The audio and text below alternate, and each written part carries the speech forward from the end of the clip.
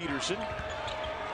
Nice. Oh, the dive by Cyrus. Hoosiers have scored 24 points off turnovers. Johnson to Cyrus Tate. Cyrus Tate. Tate on the... Or maybe Johnson. Freeman puts up the three. Won't go. Cyrus Tate for two. Bill Self. Are the others. Right. That's great company right there. Great illustration of what happens each year in college basketball. And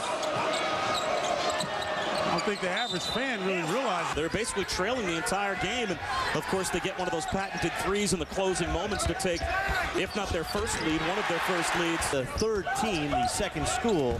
There's that slip again from Gorney. And the block inside by Udo.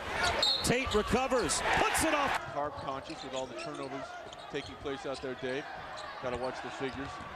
Tate with 5 on the shot clock, and told me just 3 offensive rebounds all night. And we talked about the importance of Iowa getting offensive rebounds, and they have not taken advantage of that strength.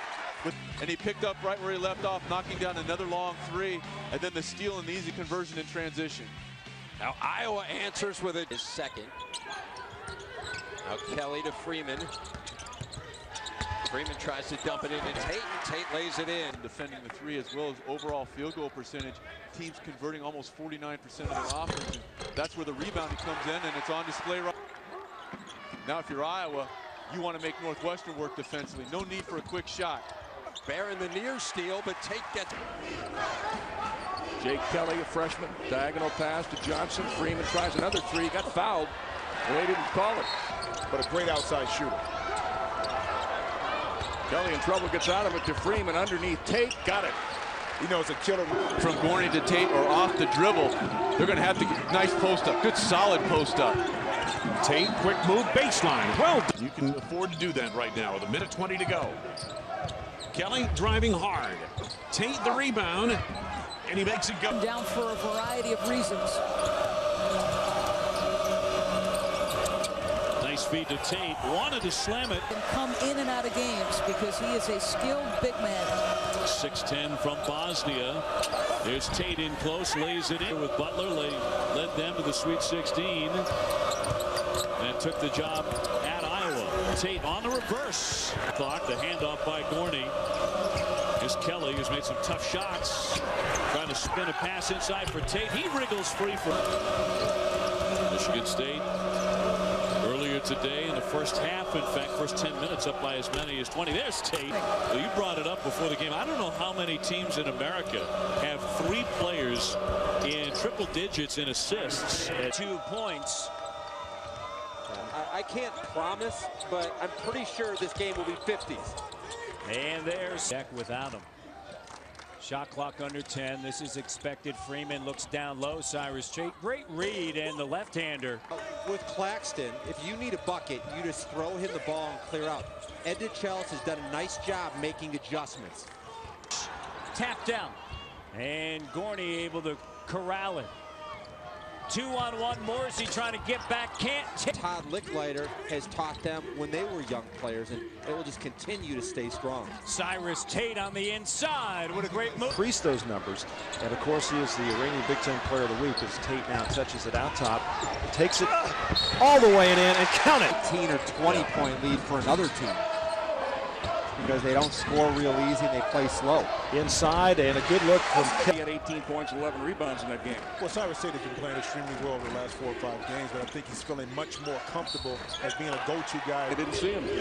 Sometimes on that instance, Tony Freeman just throw it up to the rim, especially when Michael Thompson guarding down on him, just like that. Tate gets good position. And he played football through high school and actually didn't take up basketball until his freshman year of high school. He said he did it because... The team foul against the Hoosiers. That going against Story, and Tate throws out something that is trying to stop them, especially when the Hawkeyes are driving that ball toward the baseline. You can see now that this team is... And though they didn't play their best, you could certainly see that this is a team that's going to make some noise in the conference. Oh, for sure. I mean, when you have 3 guards who play very well and take care of it. It was an adventure every time Cyrus Tate went to the line. This year has done a much better job, over 70% from the charity stripe. Now back here in the second half today. And you have to believe that Iowa State 6-2, Iowa 8-2 on the year. Now two teams that rely very heavily on the three-point shot. We'll see a lot of screens and half-court looks from these squads. They go inside early to Brackens. We thought we might see that. Nice in it early, and that's what the Hawkeyes are doing.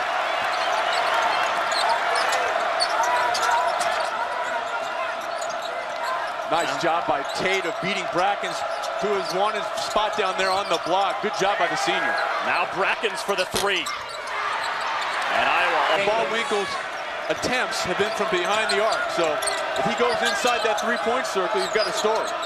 Now about to finish up the thought on the standings. Iowa off to that 8-2 mark. Maybe a little better than where they expected so far this season. But each of these...